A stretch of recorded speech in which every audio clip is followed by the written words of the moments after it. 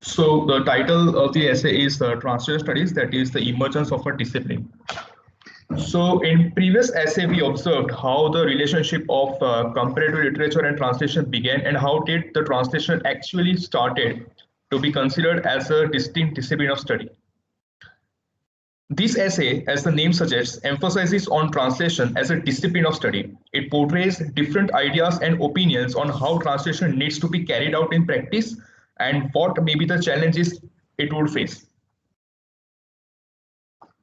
Here, Lefebvre divides the representatives of translation into four groups: precursors, pioneers, masters, and disciples. This essay provides a detailed picture of how these groups take forward the legacy of translation studies. The precursors are those appointed ex post by members of the tradition. The pioneers are those controversially oriented on other intellectual traditions, flourishing in the intellectual milieu. They formulate the raw program of the tradition and its manifesto. Further, the masters are those who carry out part of the program, and their work sets the standard by means of which the disciples measure their success. Now, the vital point to focus is positions taken by certain theorists become fully intelligible only when read in comparison with statements made by the predecessors.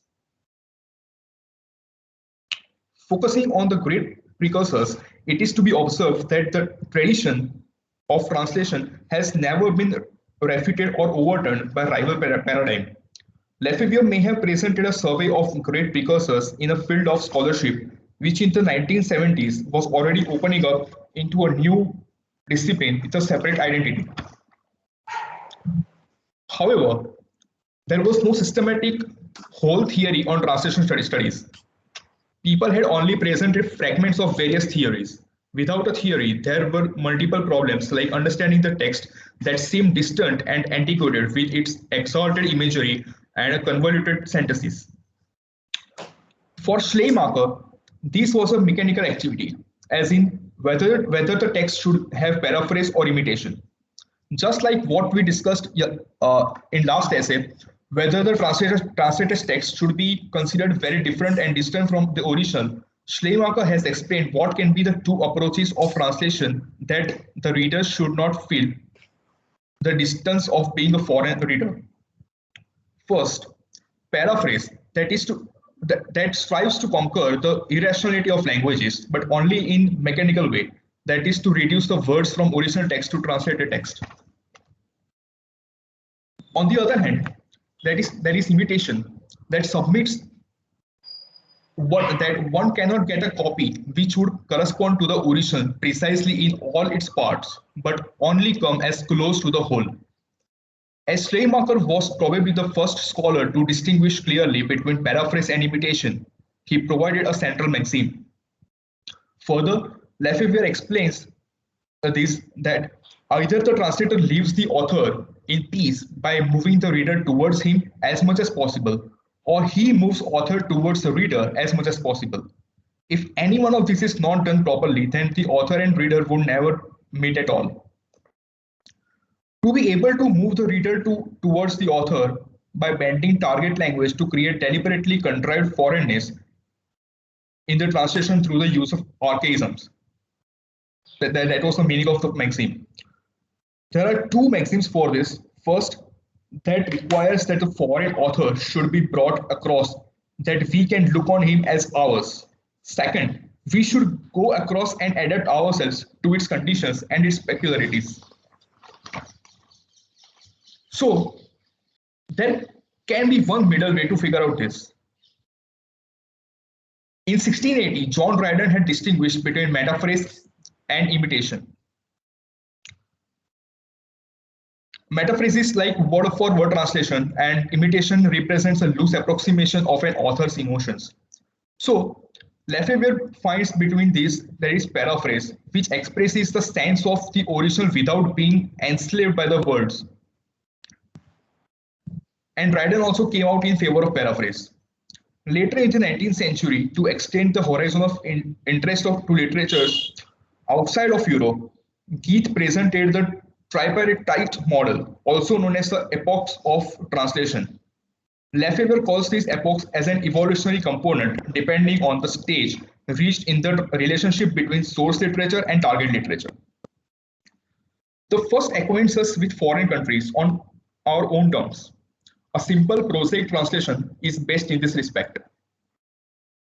One of the methods developed by the theorists of German Romantic age as attempts to empathize and understand rather than objectify are based on hermeneutics. Schleiermacher made a substantial contribution to the field of hermeneutics. This work has been analyzed by Vermeer and described in English by Salewski. His basic concept is the hermeneutic circle, which describes the process of understanding as a circular movement involving a repeated return from the whole to the parts and vice versa. Vermeer identifies four factors in Schleiermacher's hermeneutic process. First, that is understanding the utterance. Second, how it came into being. Third, its immediate situation and how it relates to its background circumstances. Based on these factors, Schleiermacher asked to understand texts through the prism of his own nationality and age. In addition, Schleiermacher's lecture discusses world citizenship, that is, proficiency in foreign languages as against love of one's country and its national language. Further, it is to be understood that specific translation strategies should serve in revitalizing society, culture, literatures, and nations. But in the process of such revitalizing nations, the question remains, that is, should the target language do justice to the source language and nation? To answer this, Schleiermacher directly states that target language must not longer do justice to the source language. On the flip side, Jacob Grimm criticizes these strict translations because they strain themselves due to literal accuracy and they fall short of the source text. As well, after the influence of Schleiermacher reduced, the criticism became harsher and German nationalism lost the freshness and enthusiasm of the Romantic age and became aggressive. Nietzsche attached translation as conquest and that anticipated the arguments of post-colonial translation critics after several years. In the course of 20th century, German translation, Walter Benjamin's essay, The Task of the Translator, had been source and unusual inspiration and debate. Based on the third epoch of translation, the original text should be identical with the translated text, and Benjamin's essay ensured that the survival of the foreign text. Thus, the real translation is transparent. It does not hide the original. It does not steal its light, but allows the pure language, as if reinforced through its own medium, to fall on the original work with greater fullness. Later in the 19th century, Franz Rosenzweig, a Jewish theologian, worked with Martin Buber on a new German translation. He describes all speech as translation and stresses, as Lefebvre also puts, that literary translation is absolutely essential as an antidote against the aggressive imperialist nationalism. But this point creates a sharp contrast of two extreme approaches about Schleiermacher's nationalism approach and Rosenzweig's approach of antidote against imperialism. However, what is essential even today is the principles that are still stressed in translator training today. That is, the need for mastery of both source and target language, for understanding the author's sense and meaning, and for translating in an appropriate and idiomatic style with all the ease of original composition. Lisa will continue from here.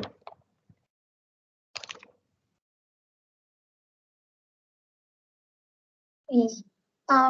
So I will be taking over the next part, which is 1.2, paving the way from Jakobson to Pepke. So following the Radzinski's model, we will now look at pioneers, but here we have to abandon the clear-cut groupings or typologies in favors of prototypologies, which permit blurred edges and overlapping and gaps. So here we are introduced to a few of the major pioneers who contributed in the field of translation studies. So first we will look at what Radzinski has to say about Pioneers. So, pioneers are those who are polemically oriented in other intellectual traditions. In the intellectual milieu, they formulate the program of the tradition, and often they formulate its manifesto. So, in the post war years, literary translation was complemented by a burst of interest in the translation of non literary language. This is the time of the immediate precursors, particularly fruitful for translation. One such environment was the so called Prague School. One of its founder and principal member was Roman Jakobson. He was known for his work in the movement called Russian Formalism in 1928. He and Yuri Yajnov developed the concept of literature as a system of system. He was a professor of Slavic language at Harvard University, and it was during this last period that he wrote the essay for which he is best known in translation studies on linguistics aspects of translation. So, in this essay, he distinguished three ways of interpreting a verbal sign. It may be translated into other signs of the same language, into another language, and into another non-verbal system of symbols. So these are the three kind of translation which he elaborates on in this essay. So these are interlingual translation, and intersemiotic translation.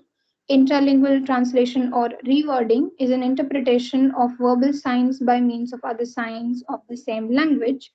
Interlingual translation or translation proper is an interpretation of verbal signs by means of which other languages, and intersemiotic translation or transmutation is an interpretation of verbal signs by means of signs of nonverbal sign system. So this model sees translation from a semiotic viewpoint as a transfer of sign as an interpretation of signs by means of other signs. Prague school tradition was to so this Prague school tradition was to resurface during the 1960s in the person of literary historian and translation by Giri Levy. For translation study, Levy's main work was his book on literary translation, published in Chess in 1963, The Art of Translation. It discusses both linguistics and literary method and introduced the aim of translation as decisive factor. His material included drama translation, and one third of the book is devoted to verse translation. For Levy, literary translation is a form of art, and it has a position somewhere between creative and reproductive art. He divides the translating process into three phases, and these three phases are understanding, interpreting, and transfer. Levy applies his notion of translation norm, distinguishing between the reproductive norm, which requires fidelity as based on proper understanding of the text, and the artistic norm, which requires the fulfillment of aesthetic criteria. For him, fidelity and artistic styles, both of these are by no means mutually exclusive. Levy divides translation method into two groups, the illusionist and the anti-illusionist. The translator can hide behind the original and create the illusion that his translation is an original text, or else he can reform from imitating the source text and make it quite clear that his text is a translation. So this is the division between what is illusionist and what is anti-illusionist. However, even in the illusionist method, the reader knows that the text is a translation and that it is at best only produce the same effect as the original.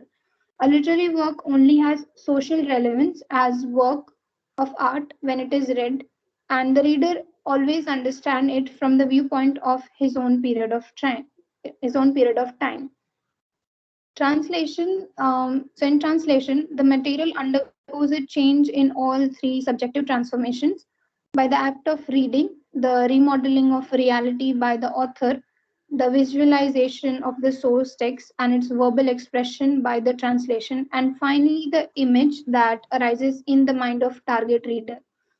The functional approach of the 1980s that the translator must work with readership in mind and anticipate how his text can be visualized by them. Um, so Levy is known for his essay Translation as a Decision Process. From the technological point of view, Levy sees translation as a process of communication. And from the concrete working of situation of translator, translating is seen as decision process with moves based on a series of consecutive situations, as in a game, for which he has an usually pragmatic, common sense solution. So, Levy says in this essay, translation theory tends to be normative to instruct translation on the optimal solution. Actual translation works, however, is pragmatic. The translator resolves for that one of the possible solution which promises of a maximum of effect with a minimum of effort. That is to say, he intuitively resolves for the so-called minimax strategy. Uh, one of the other immediate precursor was from the 1950s can be found from a completely different part of the world. So Canada has a long tradition in translation going back early to the colonial times, and it involves both the interchange between colonist and indigenous people and the transfer between two colonial language, which is English and French. So pioneers in these fields were Jean Paul Vinet and Jean Darbinet with their essay called they, I think, yeah. So, and they wrote this essay, its name. So, which was to gain international recognition and became a cornerstone in translation pedagogy worldwide.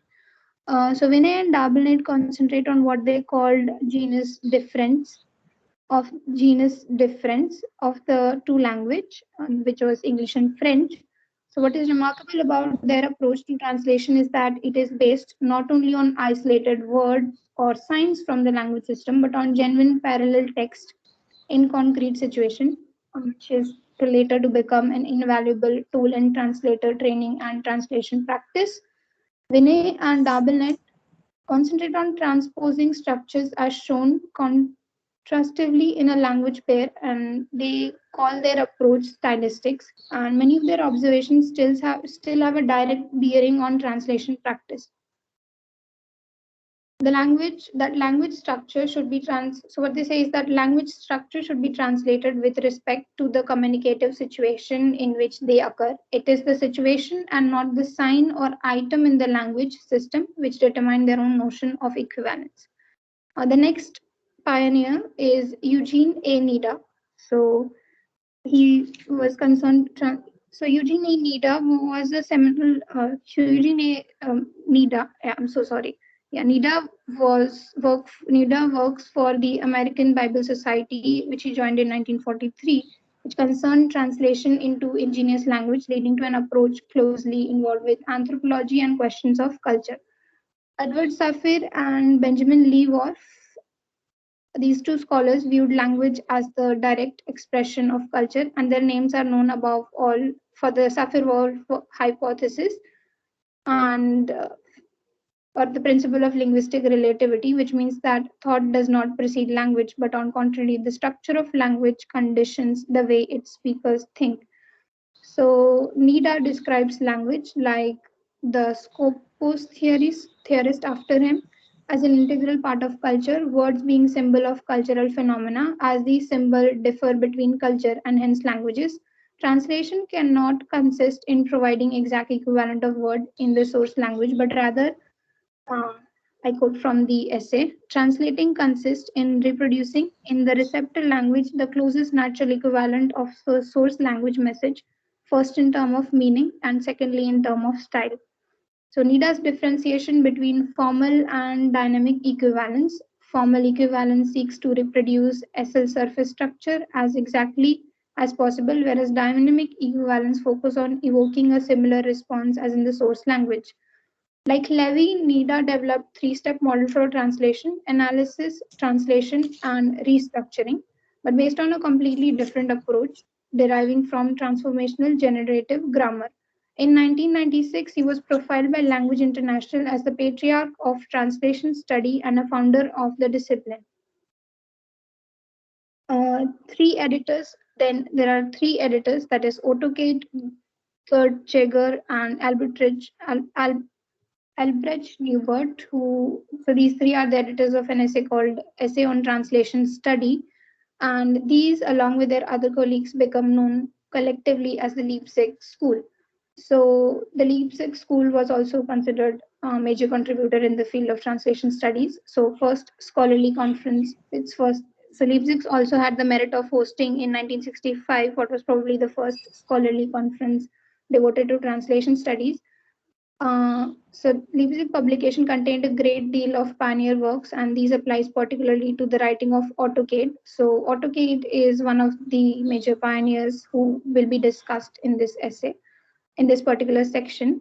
So he, whose monograph, which is Chance and Regularity in Translation, was published in 1968, is one of the seminal achievement of it is one of his seminal achievement of modern translation studies in Germany. Ironically, it first became known for what has the hindsight turned out to be probably its most dated feature, the system of four clearly delimited equivalence type. So Kate introduced the concept of communication theory to explain the act of translation, particularly as regards non-literary text. The communication patterns. These three are the communication pattern, the language as a mean of communication, the objective reality as object of communication, and as the context of situation in the broadest sense. So the view of translation as a concrete act involving participants and an extra-linguistic situation was then a novelty. It resurfaces later in the theory of translation action and has now become the basic insight in functional translation studies. So Cade defined his basic terms so that they could be used as a precise scientific tools. So he gave the difference between Dolmetschen and Aberstesen, and these have varied over the centuries. So Dalmatian was used by Luther in his famous circular letter, and it refers to translation in general. But Schleiermacher distinguished between everyday conversation, communication, both oral and written. So oral and written everyday communication is Dolmetschism, and the translation of scholarly and literary text is Urbicession. So Schleiermacher distinguishes this by saying that oral and written translation of the usual conversation that happens every day is Dolmetschism, whereas the when the translation of scholarly and literary text is involved, it should be called Urbicession. The rough distinction was then developed between Dalmatian and the orally variety, or as the Dalmatian as the oral variety and Urbicesian as the written one. So one of AutoCAD's enduring achievement is to have presented technical terms for the discipline and to have provided rigorous definition. Cade suggested the term translation, which along with the verb translation dates back to the 15th century.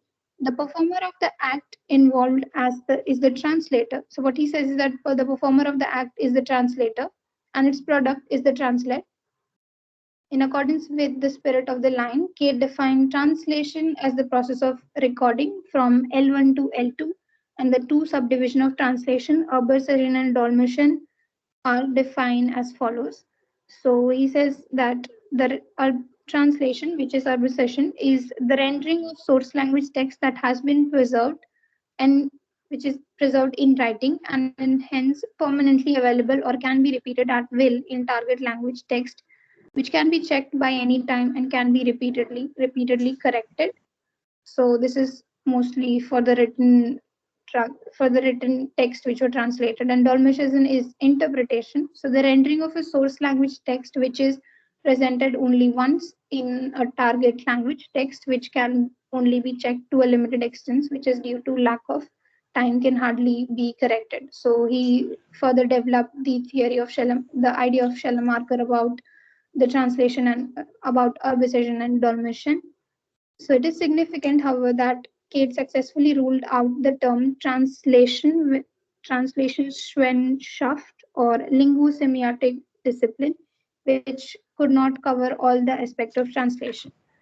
Um, Thierry Levy, Kate's monograph contained various concepts which were ahead of their time and anticipate future development. Um, So one of these was what he called the character of text. According to three different components, like any act of communication, translation consists both of content with an intellectual component, which he called K1, and an emotional component, which is K2, and an expression with a complement component of form, which is K3. So in this case of non-literary, or to use Kate's own term, pragmatic translation. So in the case of non-literary translation, K1 is usually more dominant than K2. And in the case of propaganda or advertising, however, K2 can be decisive. In literary translation, K3 is more dominant than in pragmatic translation. Cade was here anticipating the basic text type in translation that were to be further developed by Katharina Reis. Another important connection he made was between human translation and machine translation. Cade's contribution in this field has been analyzed by his Leipzig colleague Albrecht Neubert, another early pioneer in translation studies. So he was one of the first scholars to use concept of prototypology, which he applied to lexicography. Cade's contribution to then still embryonic field of interpreting studies. As a practicing conference interpreter, Cade made a substantial contribution to interpreter training and also interpreting theory, and took up contact with Dancia Sheliskovic in Paris. uh, Sheliskovic is another pioneer that we are going to look at. So Sheliskovic works also goes back to the 1960s, and it is remarkable that with her emphasis on non-verbal sense and her three-phase definition of translating process, she was to emancipate herself even more than Kate from the linguistic approach of the time. Radenitsky's definition of pioneer, as we have already seen, uh, so it focuses on how these pioneers provide raw material for the tradition. So both Cade uh, and She- and Sheliskovic are able to bridge this gap, and they are now considered the pioneers according to his Radenitsky's definition, as they provided raw material for the tradition. So another early pioneer of this kind of German was a German scholar called Katharina Reis. So she's celebrated as the first substantial contribution to modern. Okay, sorry. Yeah. So Katharina Reis, whose book on translation critique is celebrated as the first substantial contribution to modern German translation studies. So the raw material provided by Reis was above all her text typology for translator, based on Karl Burler's Organon model, distinguishing the three basic language functions of representation, expression, and persuasion. So from these rays derived three corresponding text type: informative text focused on content, expressive text focused on form, and operative text focused on appeal. So based on these text type, Rays developed the model of translation critique with specific criteria for evaluating translation. So these are divided into two main sections: linguistic component within the text and extra linguistic determinant behind the text. Linguistic components are defined as semantic equivalence, lexical adequacy, grammatical correctness, and stylistic correspondence, while the extra linguistic determinants are the immediate situation, the subject matter, the factor of time, place, audience, speakers, and finally, effective implication. Reyes also mentioned a fourth group of text, which she called the audiomedial type. She was then to join Hans Vermeer in formulating the manifesto of this purpose theory, and she is now generally celebrated as the doyen of German translation study. A monumental work of the 1970s was George Steiner's After Babel, Aspect of Language and Translation. So George Steiner is also considered a pioneer in translation studies in Germany. So Steiner divides the literature on the theory. So Steiner divides the literature on the theory, practice, and history of translation into four periods. So the first is immediate empirical focus. The second one of theory and hermeneutics inquiry. The third period, beginning with the work of machine translation in the late 1940s, introduces structural semantics and information theory into discussion and partially overlaps in times with fourth period. This goes back to the early 1960s with the influence of philosopher Martin Heidegger and Hans Georg Gadamer, causing a reversion to hermeneutics, almost metaphysical inquiry into translation and interpretation. Steiner recognized the interdisciplinary potential in translation as a point of contact between established and newly evolving discipline, and consequently situate it within a framework of subject including ethnography, sociology, and formal rhetoric, which clarifies the process of life between language. So Steiner developed his concept of hermeneutic motion, which is strongly reminiscent of Goethe's three epochs of translation. Steiner's concept sees translation as a movement through four stages. So the first is initiative trust, in the other as yet untried unmapped alternative of statement, after which comes aggression. The translator invades, extracts, and brings home. The third move is incorporation or embodiment and involves bringing back what has been appropriated. And the last one is restitution, whereby the translator endeavors to restore the balance of forces of integral presence, which is appropriative comprehension has disrupted. So, from today's viewpoint, one can say that Steiner's work on translation has a double edge. On the one hand, it is polemically oriented both on traditional translation theory and, as already quoted, and on the static view of linguistic and translation dominant at the time, which he counters with his incomparable rhetoric. In the chapter of his book entitled Word Against Object, he discounts the Chomskyan dogma of language, universal, then and vogue. Um, and on the other hand, he showed prophetic insight by being polemically oriented to future development. So, if polemic orientation to flourishing tradition is the mark of pioneer spirit, the German translator scholar Fritz Pepke can be described as a typical pioneer. So, Pepke's polemics were directed both against the Chomskyan linguistics of the 1960s and 1970s and against the linguistically oriented school of translation theory then developing in Germany. So, the science of language is a science without language. So, this is what he used to say. Hence, it was only logical that he was one of the few people of time who seriously questioned the concept of equivalence. The illusion of equivalence was a phrase coined by the author. Uh,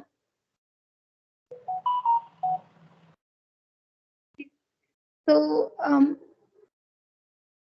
so he was soon recognized in the immense potential for he was recognized for the immense potential he recognized the immense potential for translation studies in Finland, and the motto of his laudatio to the Polish German translation card Dedecius in 1981 is characteristic.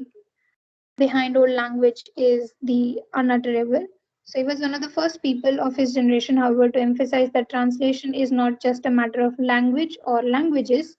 So what he says is we translate neither word nor language but text. Text translation indicates a demarcation because every text is embedded in a situation which itself is not language. So this situation is the cultural, historical, economic, or social space in which text speaks to us. Pepke, the preliminary for text translation is text understanding. So text understanding is the ability to clarify the message of a statement and to integrate the author's intended effect into a new context. Key element in Pepke's hermeneutics approach is that despite all contrary assertion, translation is based on understanding and not primarily on the theoretical reasoning. It does not move only in linguistic or behavior patterns or react in set linguistic reflexes. It is open for what has not been delimited. So Pepke was declared the opponent of all the analyzing, factorizing, and operationalizing, which characterizes the methods of linguistically oriented translation studies. Another cornerstone of Pepke's approach was Gedmer's notion of merging of horizon between the familiar and the new that occurs during the process of reading. Pepke's hermeneutics is inseparable from his understanding of culture. Pepke was one of the few translation scholars of his generation who would bridge the gap between scholarship and practice training and profession. He was fascinated by the questions of identity and otherness, for example, and the phenomenon of European multilingualism as a seen his own endeavors to learn Hungarian in the later years. So now I would like to, so now Rushi would take over, and this is the end of my section. Thank you. Not Rushi, it's me, Grusha. I'll take over the third part, which is the pragmatic turn in linguistics. Rushi goes fourth. Okay. So the pragmatic turn in linguistics, this discussion came in immediately after the Second World War, and everyone wanted translations to come into the studies. Everyone wanted translation to emerge as a study, and the for the very first time when such topic was came into discussion, it was published as an essay called a memorandum of 15th July 1949 in Locke and Booth's volume Machines Translation of Languages in 1955. So the volume was published in 1955, and the essay was known as a translation, a memorandum of 15 July 1945. So after that, Warren Weaver also stated that word for word translation would be inadequate as it loses its originality. So he said that uh, only few items left or right of the word concerned needed to be considered to ensure a correct translation, which is only the meaning of only the real meaning should be taken care of, and not the word to word translation should be taken care of. So the researchers believed that the detailed syntactic rules and an extensive lexicon and a high-speed processing of ambiguities would be inadequate basis for a perfect type of machine translation, which was known as fully automatic high-quality translation. But by the year 1960, the linguistic bar here had realized that an empty system, which is a machine translating system, would have to include a human model, which somehow he came to another conclusion that it was not practical. So the automatic translation machines uh, cannot actually include a human knowledge. And then the ALPAC, which is Automatic Language Processing Advisory, released a report in which they said that they intended to support to accept the fact that innovation in the name of science can be accepted, but they cannot see any sensible improvement in the actual and practical translation. So, so the 4 decades later, after the ALPAC reports was published in 1966, so the non-literary translation was seen as indisputably part of linguistics, and that was the time when Noam Chomsky's transformational generative grammar took place. Gave, sorry, gave got the domination. And Noam Chomsky's publications, Syntactic Structures and the Aspects of the Theory of Syntax, uh, give me a minute, dominated the whole world.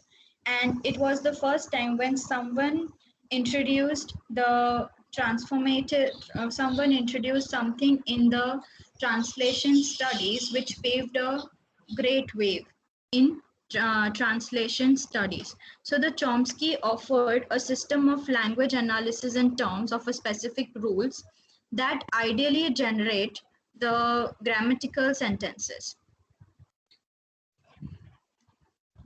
So, and however, in 1955, the Chomsky was developing his theory of transformational grammar. And on the other side, John L. Austin gave a series of lectures. He was a professor in Harvard University in 1962. And he wrote a book named How to Do Things with the Words, and which was in every sense, it was a far cry from the Chomsky school with its intensely abstracted approach. And just like Chomsky, Austin was also open to new radical approaches, and he brought a great shift in pragmatic. He brought a great shift in pragmatic changes in his pragmatic speech act theory. It was Austin's pragmatic speech act theory was further developed by John Searle in 1969, and there we can see the utterances in terms of both making the statements and the performing specific acts. And it is said to be the major forces in the pragmatic turn, the work done by John Searle. Then we come to another linguist who was Romanian born, and he was Eugenio Corsiu, and he was best known for his Romance languages. He led the translation studies into two folds. First, his first study appeared in 1951, which in Spanish, and later it made a major impact in German language. What did he do was he challenged the unquestioned, where someone would never think of doing so, but Eugenio Corcio did the thing, and he challenged Saussurian dichotomy of language and parole. And he added the concept of norm between the system, and on the other hand, he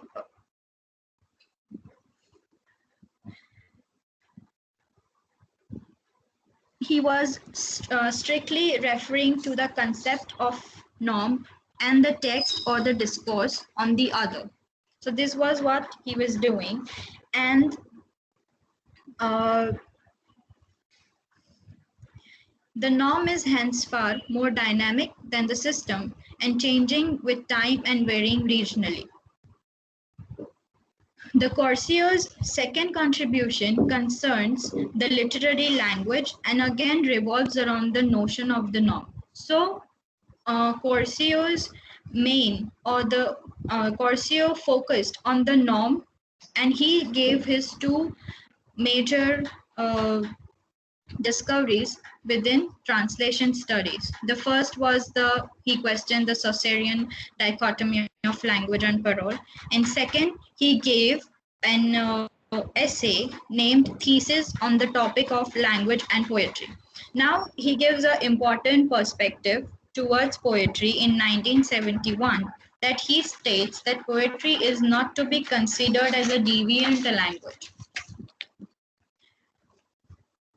Which means that the epitome of language, the realization of the entire potential of language, which means it is against the ordinary language and represents the reduction of the total language potential.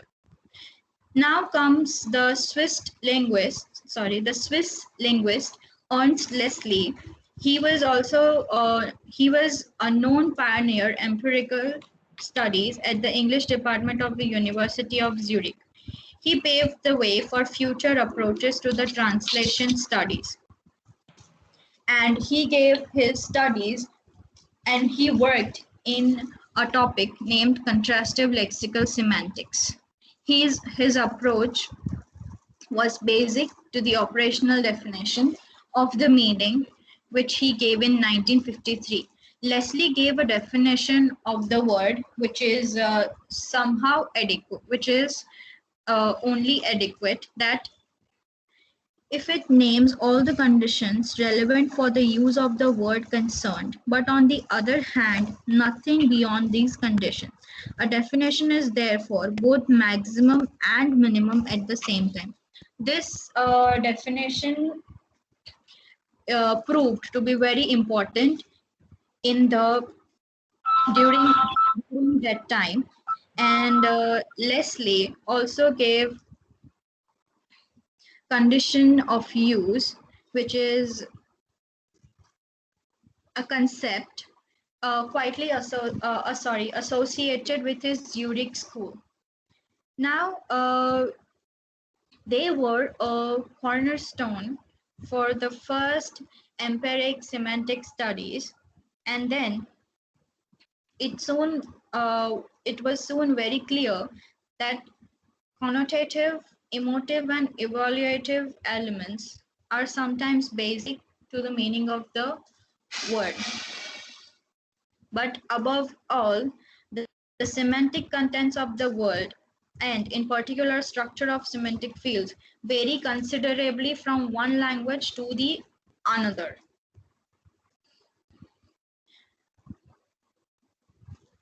Now, the concept of equivalence during the 1960s and 70s was the basic criterion of work in the translations. It was also soon questioned with the linguistics. Leslie's functional approach to language, to functional theories of translations, are developed in 1980s. Now comes a pragmatic turn in 1970s, which includes the translation studies and what Nisha discussed in polemical orientation, which is also the resistance to the school of generative grammar. It was developed by Charles Fillmore, and he developed his own holistic theory of meaning. It was based on the prototypes of semantics proposed by the psychologist Eleanor Ross. He gave he gave a frame scene approach. There he explains that the scene is experienced or otherwise a meaning, situation, or scenario that finds expression in a linguistic form. Scenes and frames constantly activate each other. By this he means that every linguistic expression in a text is conditioned by one another, which was a very important perspective which he said. He also says that combining during the course of reading processes to form the scene behind the text. But the very important perspective which he gave was that he said every linguistic expression in a text is conditioned by one another. Now comes the crucial pragmatic turn in linguistics and the ensuing development of translation study was the role of text linguistics. Now, M.A.K. Halliday was the main driving force in this systemic functional grammar. Now, in his edition on his study on cohesion, which is Halliday and Hayson, 1976, he talks about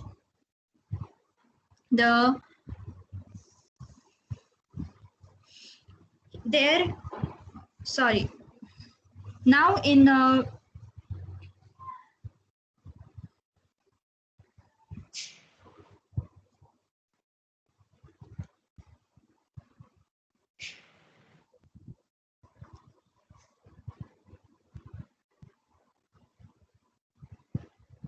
okay, sorry.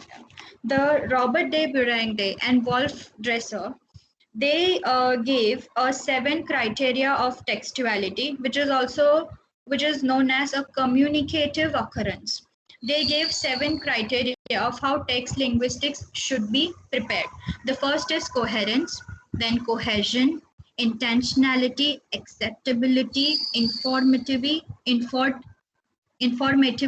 and situativity and intertextuality.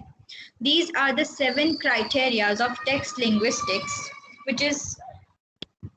which was given by Halliday and Hayson in German-speaking world of the outstanding text linguistics. and the essay was named Robert de Berengue and Wolf Dresser.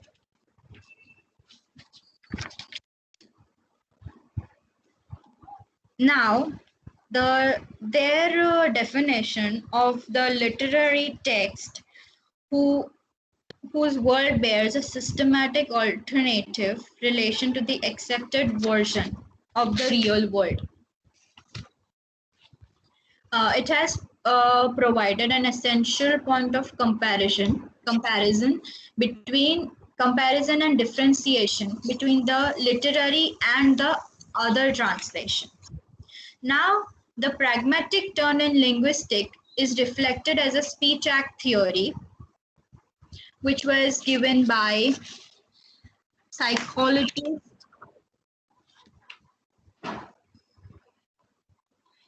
Eleanor Roche, the speech act theory.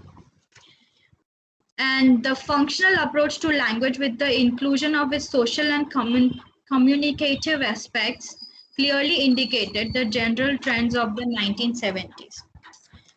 There was firstly broadening of perspective within the linguistic.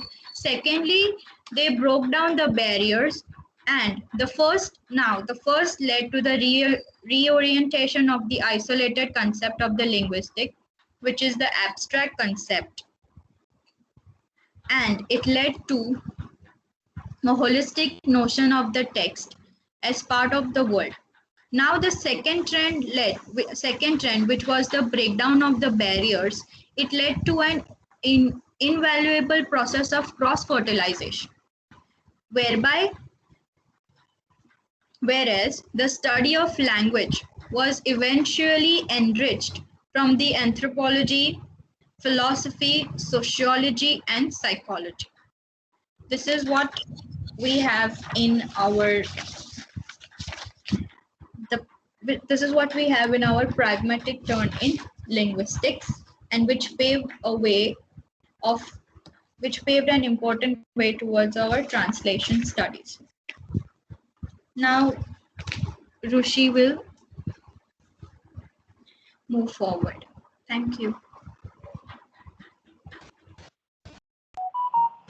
So the next section of this chapter in a book by Snell Hornby is all about James Holmes.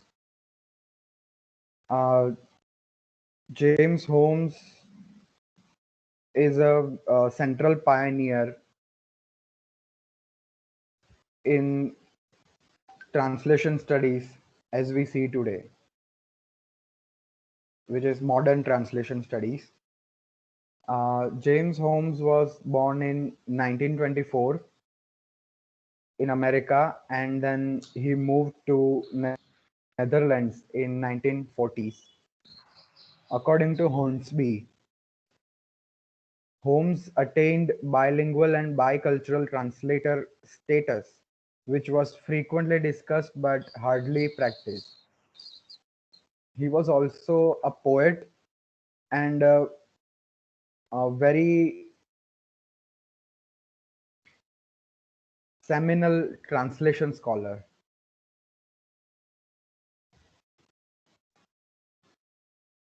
He popularized the term translation studies as we are using today. He was very deeply committed to securing an independent academic status for his field, which is translation studies. So in his time, which was during the Cold War and the era of Iron Curtain, there were two main institutions, namely Applied Linguistics Association and International Comparative Literature Association.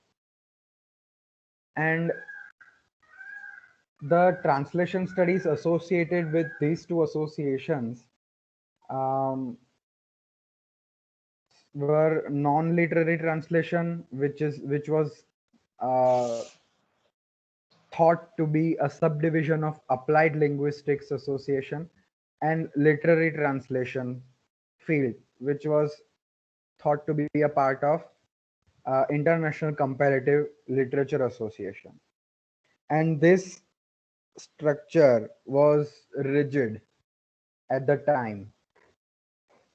And James Holmes was one of the scholar who rejected this position of translation studies.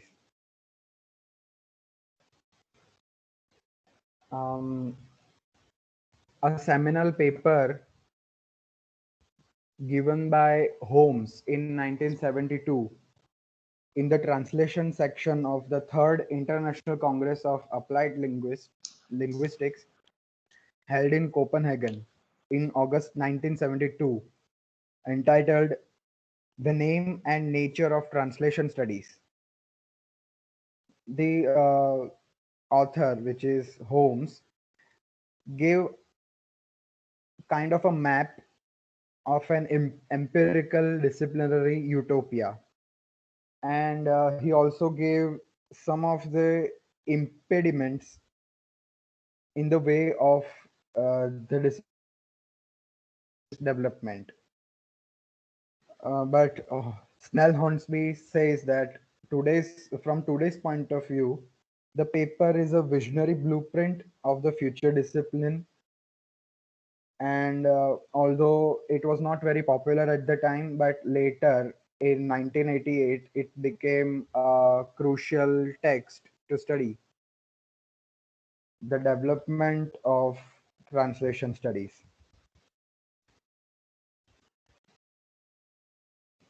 According to Holmes, the first impediment in the way of the development of this disciplinary utopia was the terminology of the field.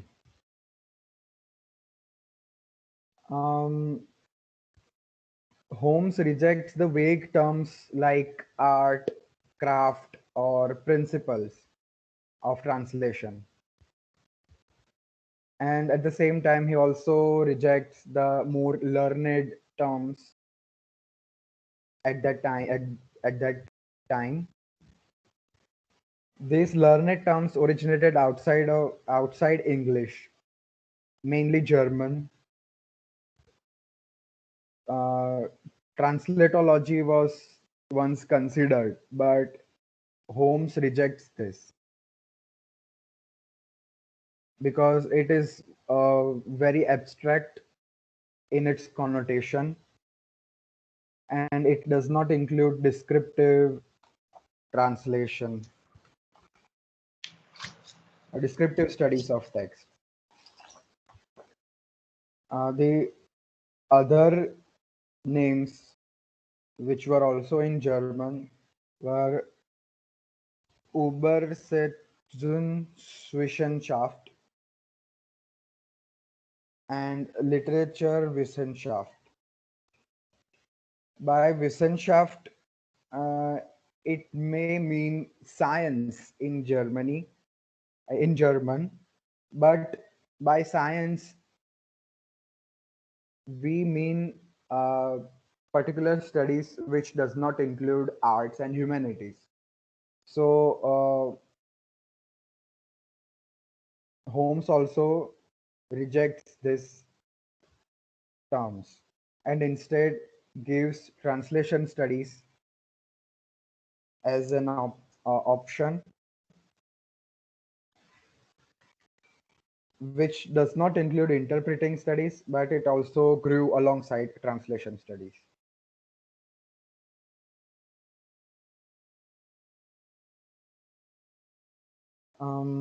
The second and greater impediment to the development of uh, translation studies or disciplinary utopia is that of the lack of any general consensus as to the scope and structure of the discipline. And then he puts his own plan in that seminar.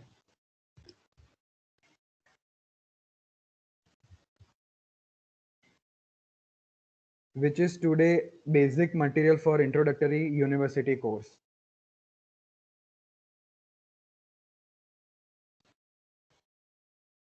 So although I have not prepared the diagram, but I will prepare a diagram and then send it to the groups. It is a very easy to understand grammar. So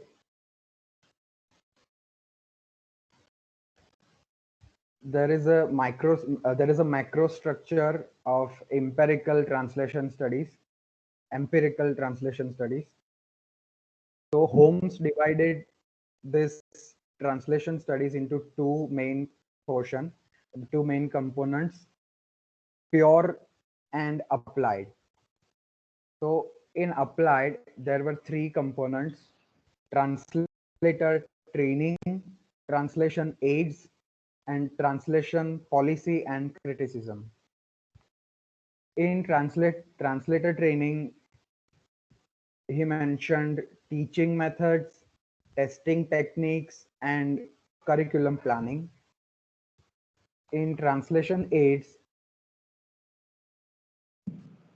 comes lexicological and terminological aids, which can mean dictionaries and um, other books which can help in translating and various grammars. And the third component, translation policy and criticism. Now, yeah, sir has shared the diagram.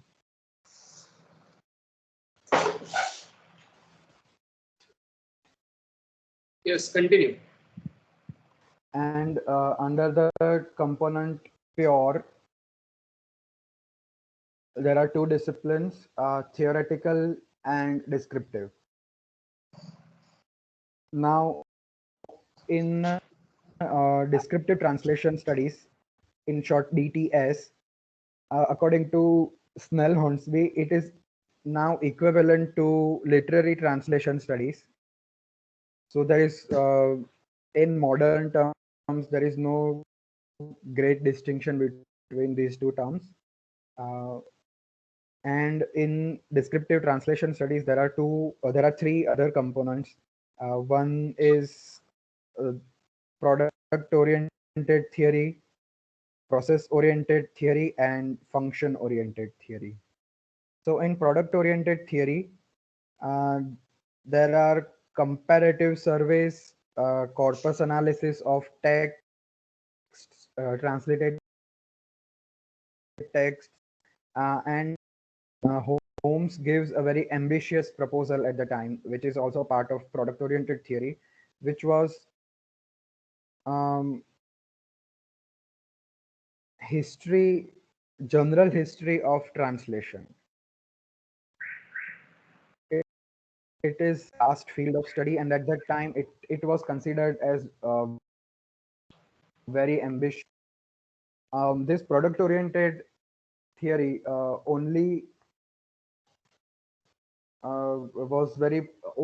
only popular or largely popular only in English speaking communities and low countries. The other component, which is process oriented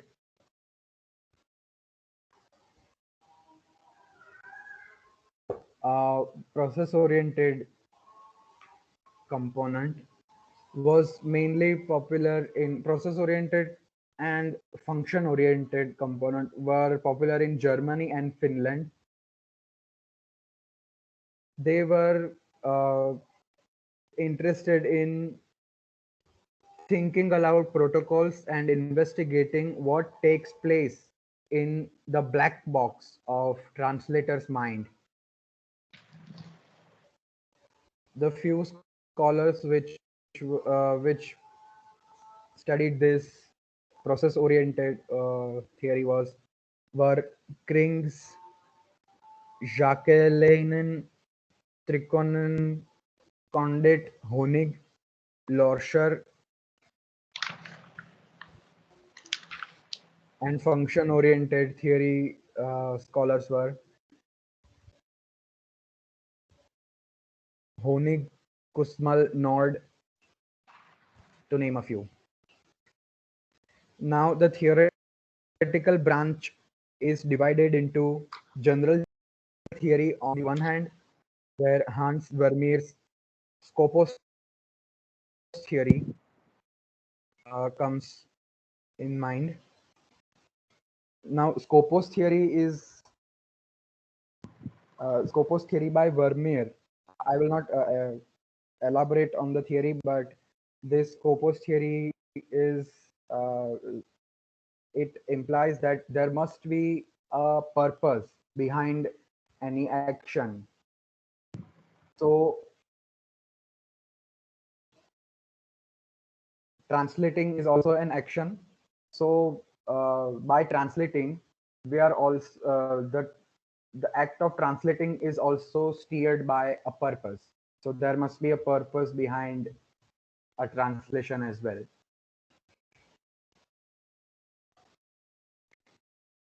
After this Scopus theory, there are partial theories, medium restricted theories, which are now mostly relevant in the field of machine translation and machine aided translation. But they were intended by Holmes to include in oral translation theory or interpreting. The next area restricted theories, which considered specific language pairs or in specific multilingual areas such as Switzerland or Belgium.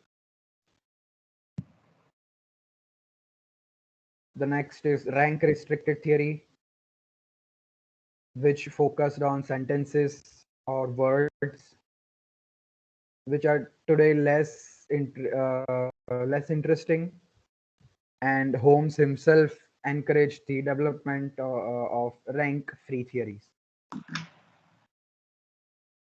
Whereas text type restricted theories concerns areas such as Bible translation, which is also of common interest in today's time as well.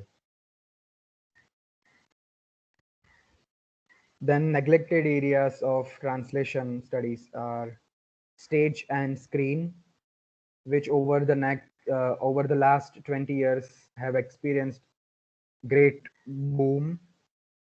Then next is time restricted theories involve the translation of text bound to a particular, usually older period, whereas problem restricted theories range from questions of equivalence, now of less interest in the discipline than in 1972, to the translation of metaphor, which developed into another flourishing area of research.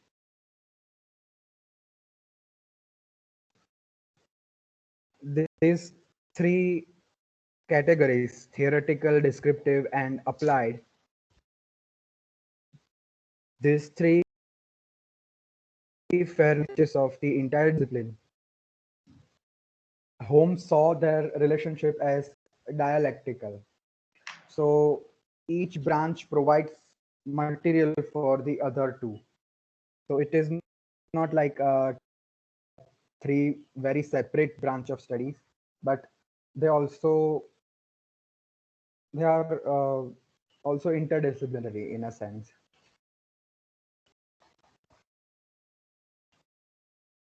Holmes concluded his epoch-making paper with the remark, "Translation studies have reached a stage where it is time to examine the subject itself. Let the meta discussion begin." And what we can, and according to Snell Hornsby, the discussion began indeed after this paper. So James did not only move between linguistics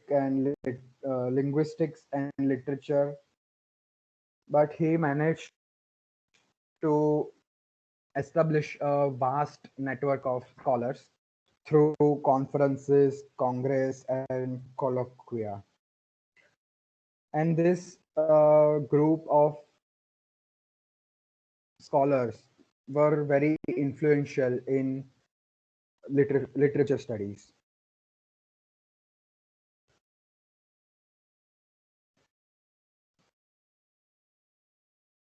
So his manifesto of translation studies, uh, his paper in Leuven Conference of 1976, translation theory, translation theories, translation studies, and translator, uh, presented at the 8th FIT World Congress in Montreal in May 1978, an even shorter paper with the title The Future of Translation Theory, a handful of theses, presented at an international symposium on achievements in the theory of translation, held in October 1978 and Yerevan, and finally a paper with the title The State of Two Arts, Literary Translation and Translation Studies in the West Today, presented at the 10th FIT World Congress in Vienna in August 1984. These papers provided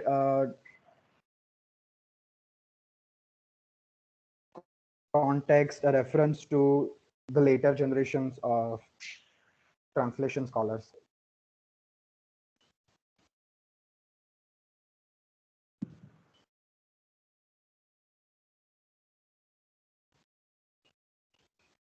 Um,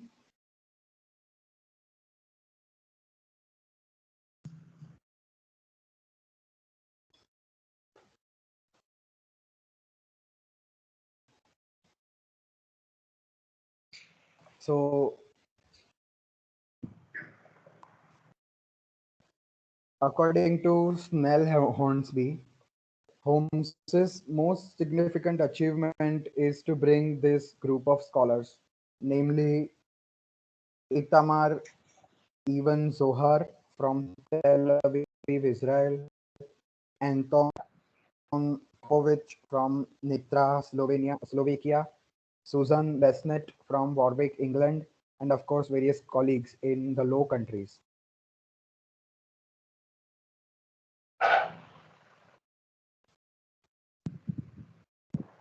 According to Van den Broek, these contacts made possible a fruitful collaboration whose results are to be seen.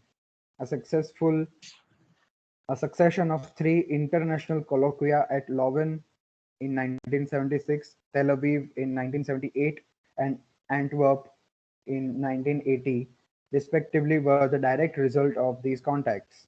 If not the driving force behind these high-level academic encounters, Holmes certainly provided the inspiration behind them and much experienced advice. The group of scholars at present becoming internationally known from the circuit Amsterdam, Antwerp, Leuven, Nitra, Tel Aviv can with a certain pride call itself Holmes's progeny.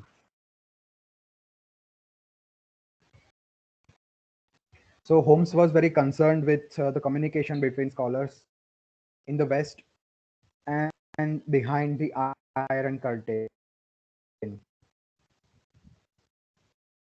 Behind the Iron Curtain means during the Cold War, there was a tension between America and the Western Europe and today's Eastern Europe, which were a part of Russian dominated, Soviet dominated field.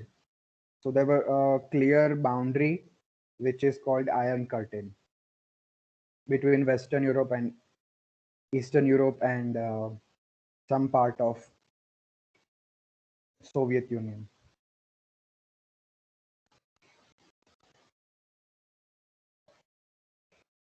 So he found it very regrettable that he was not opportunate enough to study some of the papers, some of the scholars in Russia, and it was very regretful to James Holmes.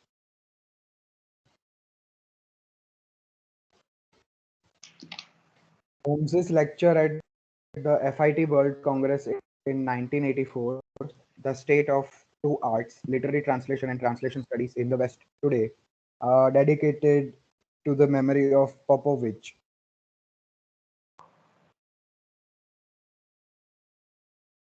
According to Snell Hornsby, if we see this lecture in today's perspective, which is after 20 years later, not today's perspective, but 20 years later, a brilliant resume of position of translation studies at the time.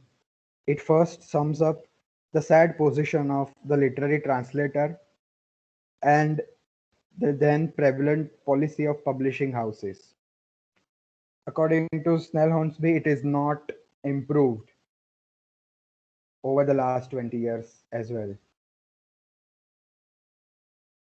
But in 1984, the state of translation studies seemed rather promising. So James in that lecture praises new generation of linguists for freeing themselves from limitations of structuralism, with its premise that the upper limit for research was the sentence,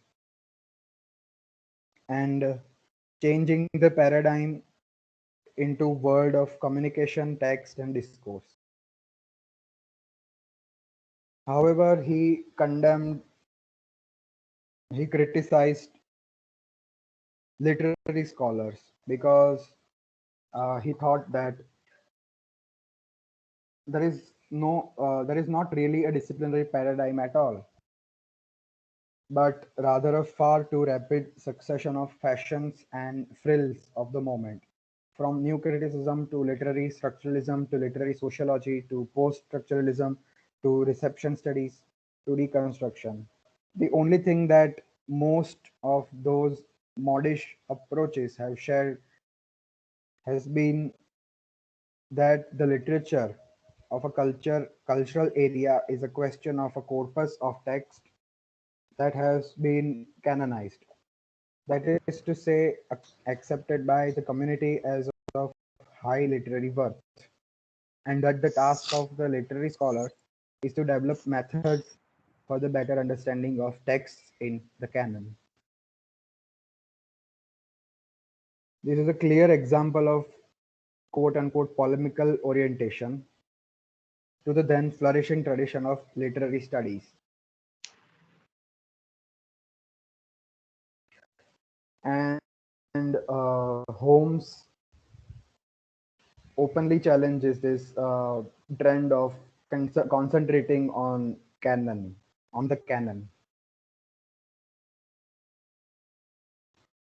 And for the question of translation,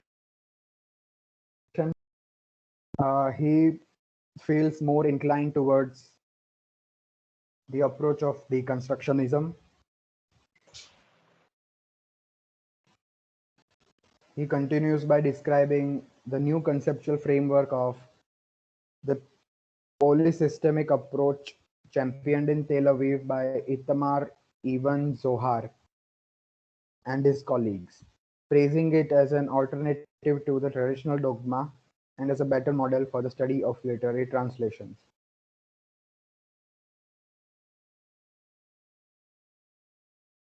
Finally, in the lecture, Holmes turns towards the scholars of 1960s, a somewhat wild-eyed band of scholars from various fields, which has grown in 1984. The band has grown, but they have split into camps.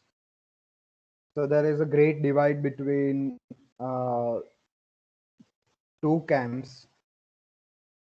One camp is normative, which one camp is inclined towards normative approach of the translator training institutes, and the other camp is inclined towards empirical or historical or descriptive approach. The latter approach is supported by Holmes, and for the latter camp, Holmes indicates research achievements that could change the face of literary history, with the role of translating and translations within that history for the first time really coming into its own. So he concludes his lecture with a negative note, and Snell Hornsby also concludes this chapter with the same note, which is we need to improve translator training. What really goes on inside the black box of the translator's brain, and to compile better translation aids, because our bilingual dictionaries and grammars are still a disgrace and a despair. The final verdict was the state of the art of translation studies is better than ever before. It is not good. There is still so much to be done. Thank you, sir.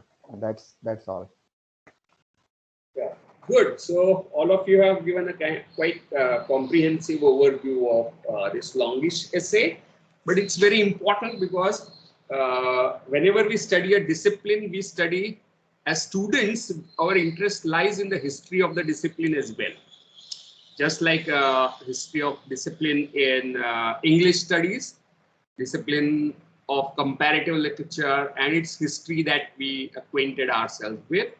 In similar way, we have acquainted ourselves with the history of translation studies as a discipline, right?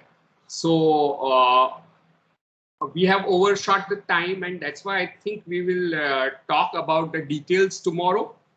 And everyone is supposed to read this essay and come with the problems for discussion tomorrow. Is that clear? Including the presenters who may have many doubts while reading this. Clear? Yes, sir. Anything to say before? Yeah. Anything to say before we stop for today?